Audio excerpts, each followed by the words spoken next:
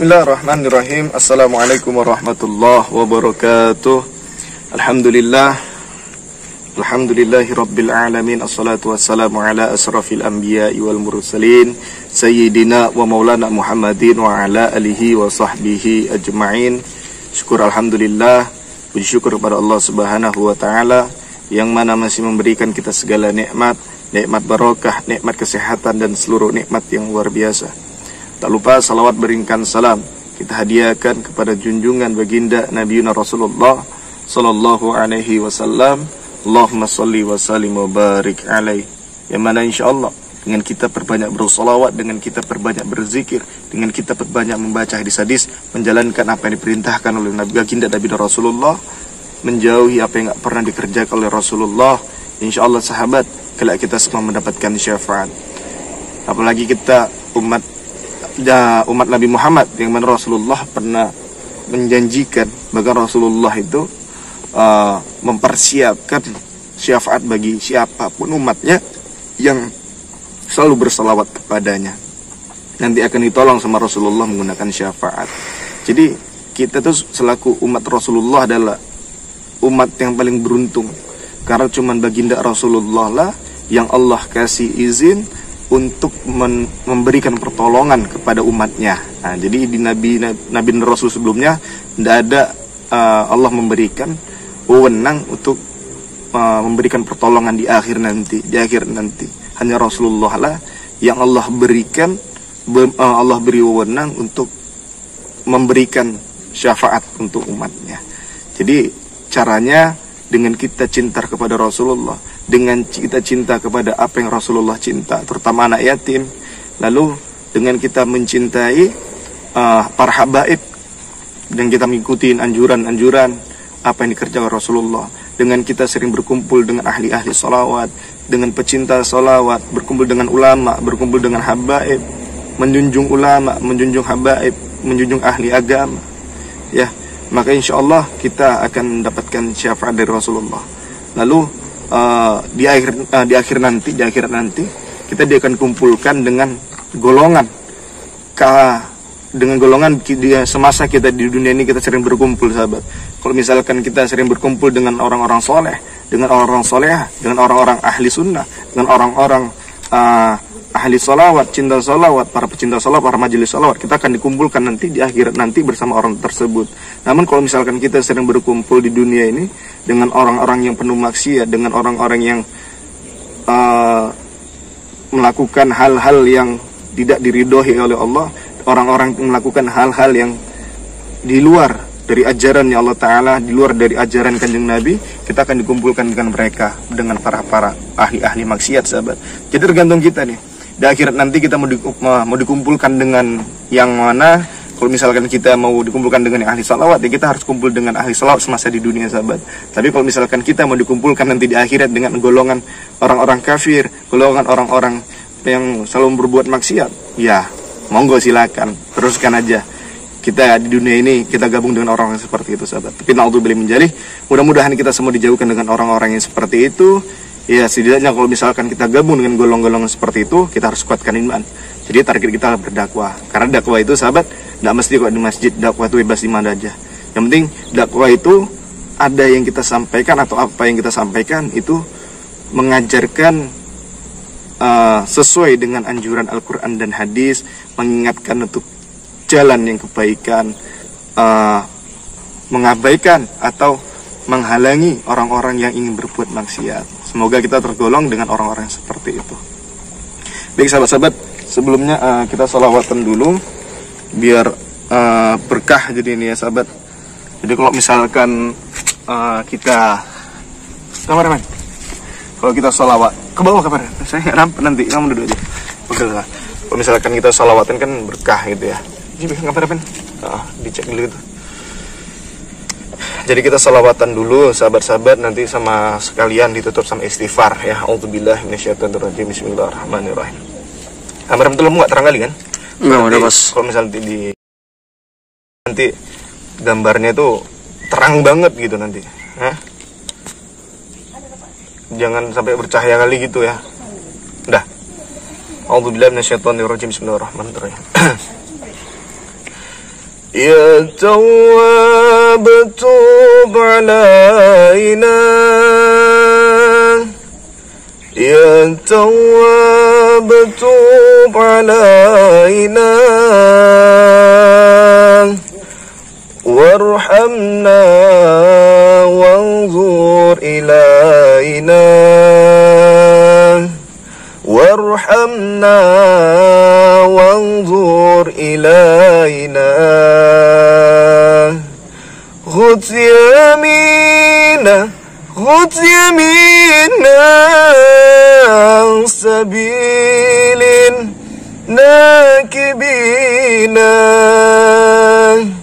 خذ يمينا خذ يمينا عن سبيل ناكبينا واتكل تعالى البقاء للملحدين يا تواب توب علينا يا تواب توب علينا وارحمنا وانظر إلينا وارحمنا وانظر إلينا هو رب الأولين هو رب الآخرين هو رب الأولين هو رب الآخرين Allahumma sholli ala sayyidina Muhammad sallallahu alaihi. Jadi sahabat-sahabat, kita lanjut lagi istighfar, yang mana kita manusia ini kan tidak luput dari salah dan hilaf, tidak luput dari salah dan dosa, karena perbuatan ini kan kadang yang tidak kita sengaja, tanpa kita sadari kita tuh berbuat dosa, karena manusia ini pada dasarnya tempatnya salah dan hilaf. A'udzubillahi minasyaitonirrajim. Bismillahirrahmanirrahim. Astaghfirullah Rabbal baraya Astaghfirullah minal khataya Astaghfirullah Rabbal baraya Astaghfirullah minal khataya Rabbi zidna ilman nafi'an wa wafiqna amalan makbulan wa wahab lana rizqan wasi'an wa tub alaina taubatan nasuha wa tub alaina taubatan nasuha Astaghfirullah Rabbal baraya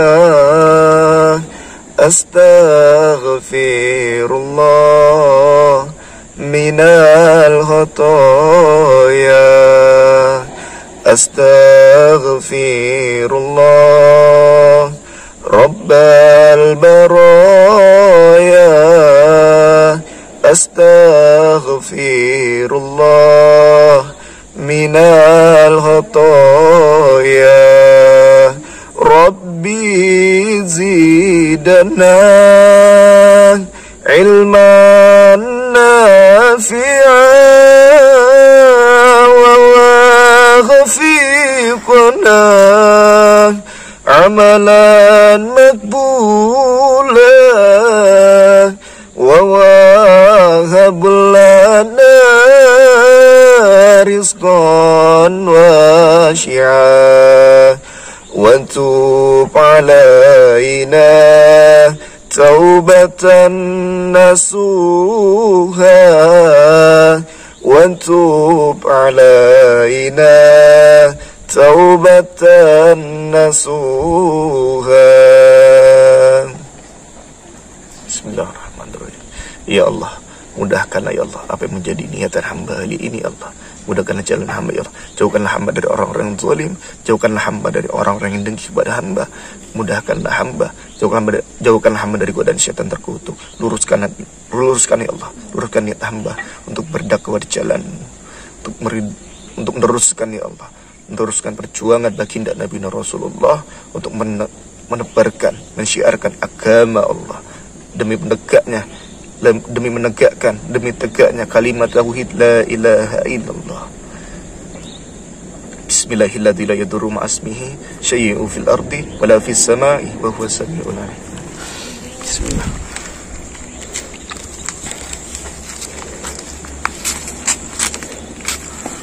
Oh ya, untuk sahabat-sahabat yang ingin memesan minyak wangi Asma dari Masri, itu bisa hubungi di nomor admin nomor 0813 9772 3334. Sekali lagi, untuk sahabat-sahabat yang ingin memesan minyak wangi Asma dari Masri, bisa hubungin di nomor 0813 9772 3334. Mugi-mugi berkah wal barokah ya.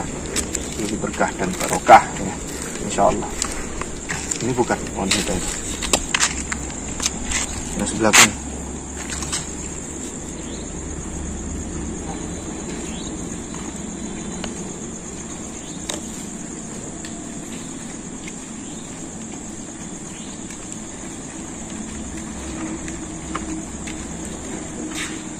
Coba dengar.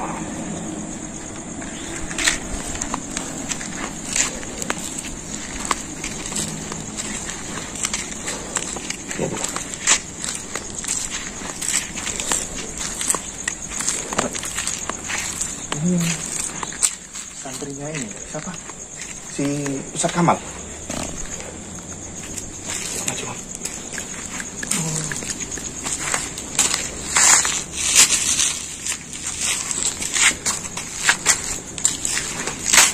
Mbak bener ini apa namanya? Santrinya Ustaz Kamal. Mbak santrinya Ustaz Kamal kan? Mbak santrinya santri Ustaz Kamal Mbak kan? Gini aja Mbak, gini. Mbak, ada yang mau saya tanyakan sama Mbaknya sendiri langsung. Boleh nggak? Boleh. Boleh, kita ngobrol. Mana Mbak, biar kita ngobrol. Jadi biar di sini lebih enak bisa ngobrolnya. Mbak, coba. Ada nggak tempat yang pas? Coba situ Mbak, ke sana.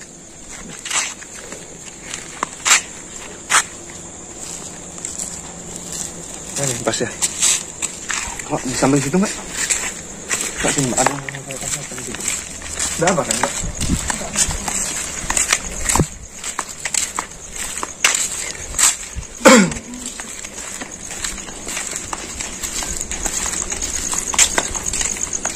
Tadi mantis mana mantis?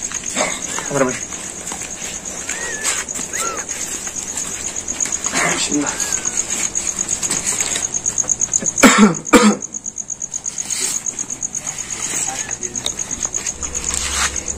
Jadi gini Mbak, ini kan sengaja saya ini manggil kakak, mau saya interogasi menanya. Saya nggak ngapa-ngapain Mbak kok.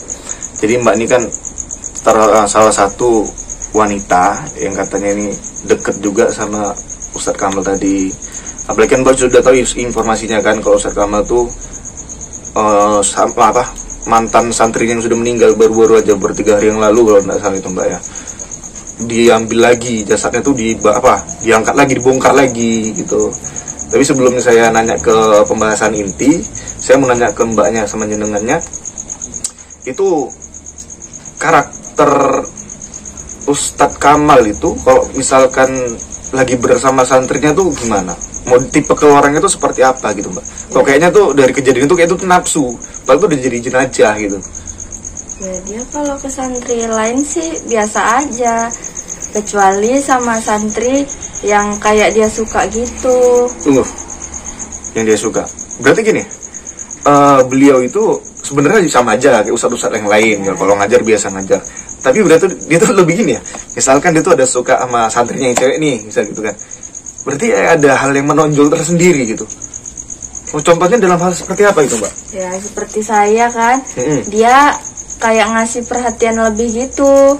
Kemarin dia juga gimana ya, dia kayak nembak saya biar supaya saya jadi pasangan dia gitu, tapi saya nolak. Oh, berarti dia tuh ngasih perhatian lebih. Bahkan mbaknya ini udah apa? Ada termasuk salah satu santri yang disuka sama si Ustadz Kamal tadi. Iya. Atau gini, perhatian lebihnya tau, misalkan mbak pernah nggak dikasih sesuatu sama Ustadz Kamal tadi? Nah. Apa tuh mbak yang dikasih sama Ustadz Kamal? Contohnya misalkan apa, coklat atau apa? Kayak hijab gitu. Lalu apalagi yang pernah dikasih sama Ustadz Kamal tadi lah ke mbaknya itu apa? Mbak inget-inget lah apa kira-kira? Ya mukena, kayak baju muslim gitu. Oh berarti masih dalam hal wajar gitu ya. Tapi yang saya aneh itu gitu mbak, apa namanya, beliau itu dengan percaya dirinya membongkar kembali mayat yang sudah dikubur. Itu udah tempo 3 hari loh ya kan mbak, bener ya kan? Ketiga hari dikubur dan jasad itu diambil dan niatnya untuk digauli gitu. Kalau udah meninggal mayat tadi. Atau gini mbak, mbak pernah nggak mempergoki keanehan dari Ustadz Kamal tadi? Misalkan nih, Ustadz Kamal tuh seperti memiliki keanehan dalam segi goib. Misalkan dia nih kayak entah nyembah apa, atau dia pernah masang, mbak mergoki dia kayak sesajen atau begitu? Pernah sih, hari itu saya cuma lihat dia sendiri aja gitu. Mbak jelaskan kronologinya. Pas mbak itu ketemu mergoki si Ustadz Kamal tadi melakukan ritual aneh, dari awal sampai mbak ketemu tuh kayak mana tuh kronologi perjalanan dan waktu ketemu mergoki dia tuh? Ya saya pas lihat dia sendiri itu, dia lagi megang sesuatu barang gitu, tapi saya nggak tahu apa itu. Lalu mergokinya gimana lagi? Apalagi yang dibuatnya waktu mbak saksikan lah secara mata mbak langsung lah gitu. Jadi ini kan bukan rekayasa dari saya, mbak sendiri yang menjelaskan ngelakuan si Ustadz Kamal tadi gitu. Jadi nggak biar dia kayak mana ya? Dia kayak nanam barang itu ditanam. Isinya tuh nggak tahu apa ya? Nggak tahu. Berarti memang Ustadz Kamal ini memiliki keanehan itu ya. Iya. Tapi gini mbak, kenapa mbak kok nggak ingin keluar? Padahal ini kan area ini kan sunyi nih, areanya Ustadz Kamal tuh nih, iya kan? Kan areanya sunyi banget kan mbak. Kenapa mbak tuh kalau misalnya mbak ini mau lari aja, mau keluar aja bisa gitu dengan gampangnya. Kenapa mbak nggak mau kayak melarikan diri gitu? Jelas-jelas mbak di sini kan katanya sempat mbak itu kayak memang bakal gimana ya, dirayu-rayu supaya mau menikah sama Ustadz Kamal, sedangkan mbak itu nggak mau. Kenapa mbak nggak mau kabur dari sini? Ya sebenarnya sih saya mau kabur dari sini, cuman saya diancam gitu sama Ustadz Kamal. Diancam dalam bentuk misalkan kayak kejahatan fisik atau gimana? Ya dia hari itu dia pernah bilang ke saya kalau dia bakal melakukan hal-hal yang aneh gitu ya. Aneh. Tapi gini, mbak mau usah takut. Ini seperti mbak ini kayaknya gimana ya, ngomong itu seperti ada yang ditahan gitu ya. Insya Allah nggak apa-apa. Mbak ngobrol aja sama saya gitu. Bahkan kalau misalnya mbak ini mau keluar sama saya pun nggak masalah sebenarnya. Tapi kayaknya mbak nggak berani dari pandangannya nih. Terus mbak dari pandang kayaknya mbak kira-kira saya ajak keluar sekarang mau nggak? Ya enggak. Alasannya?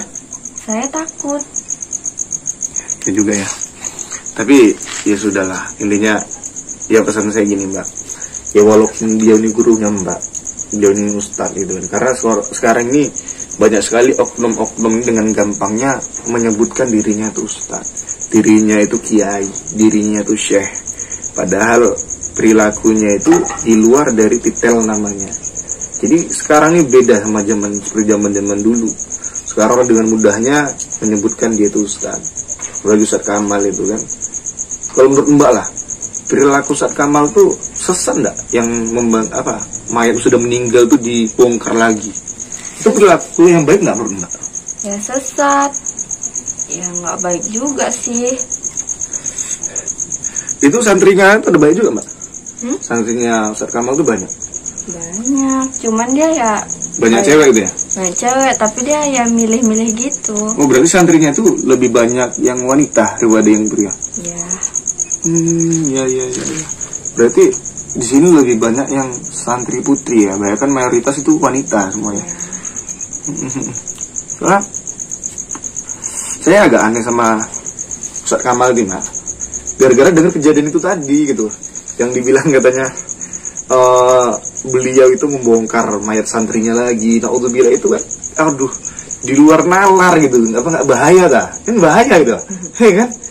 Itu Mbak, apalagi Mbak ini kan jelas-jelas wanita itu, Mbak ini niatnya mau belajar ya, mau jadi lebih baik. Apalagi Mbak ini kan parasnya cantik, masya Allah.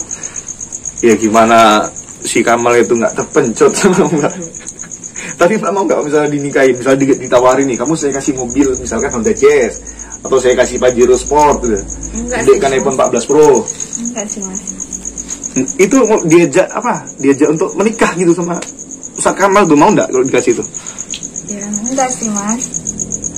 Yakin ya, ya bagus. Ya lebih baik kita tuh menjaga kodrat kita, memperkuat niat kita, karena ya kita mencari jodoh itu yang terbaik. Apalagi kalau misalnya Ustadz Kamal ini kan orang yang tidak baik. Tapi kalau memang Mbak masih takut, saya ajak untuk pergi dari sini, ya udah nggak masalah.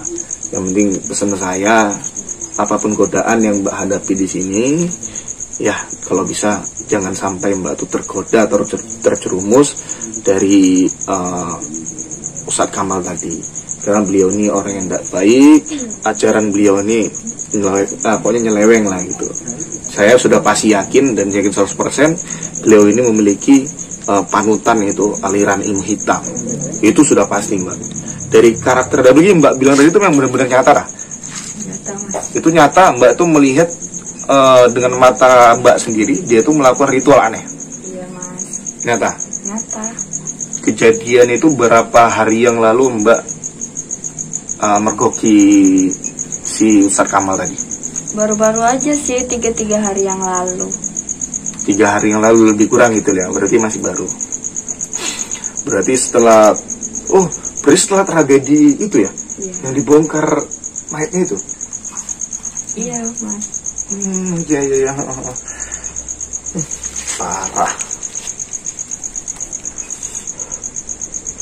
Parah. Udah gini aja Mbak. Tapi Mbak, kok ini saya ajak sih gimana yuk biar Mbaknya ini aman lah. Sekarang nih Mas, saya takut. Alasannya nggak, maksudnya ini Mbak ini kalau misalnya sekarang ini kan lebih aman loh gitu loh. Nggak, saya nggak apa-apa, saya menjamin loh, mau nggak? Saya takut Mas. Gimana ya? Tapi saya maksudnya ini biar Mbaknya aman gitu loh. Maksudnya Mbak ini saya ajak gimana? Ini saya bilang lagi yuk Mbak mau nggak kalau misalkan saya ajak? Jangan dulu lah Mas. Saya takut. Takutnya kenapa? Ya takut dengan ancaman Ustadz Kamal itu. Yaudah, gini aja Mbak, kalau emang Mbak mau tetap di sini ya udah nggak apa-apa. Tapi nanti insya Allah kalau Mbak memang ada apa-apa, kamu konfirmasi ke saya aja ya. Jadi nanti bisa hubungi saya. Ya udah nggak apa-apa kok. Ya, saya izin balik dulu Mbak ya. Mbak boleh langsung lanjut Mbak masuk ke lokasi. Jadi Mbak ya. Itu kalau misalnya memang setelah kejadian ini ada apa-apa, Mbak konfirmasi lagi aja ke saya. Ya Mbak ya.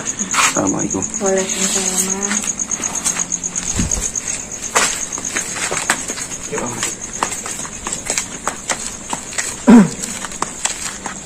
Baik sahabat-sahabat, itu sudah jelas tuh. Sini kameramen, sini. lebih agresif kameramen lo. Karena nggak enak kalau netizen lihat itu hasil gambar itu nggak bagus gitu loh. Paham tak? Harus agresif lah. Jadi sahabat-sahabat, memang kejadian yang aneh, bahkan sudah terbongkar semua gedok dari si Ustaz Kamal tadi sahabat. Mudah-mudahan kita dijauhkan dari golongan-golongan orang seperti itu. Untuk sahabat-sahabat yang ingin memesan produk minyak wangi Asma dari Mas Rey, jangan lupa hubungi nomor di bawah ini atau di nomor 0813 9772 3334. Mugi-mugi berkah dan barokah. Saya akhiri Al-Fakir Mas Rey. Assalamualaikum warahmatullahi wabarakatuh. Salam moco salawati tinggalkan maksiate. Jolalil salat ke Rasulullah.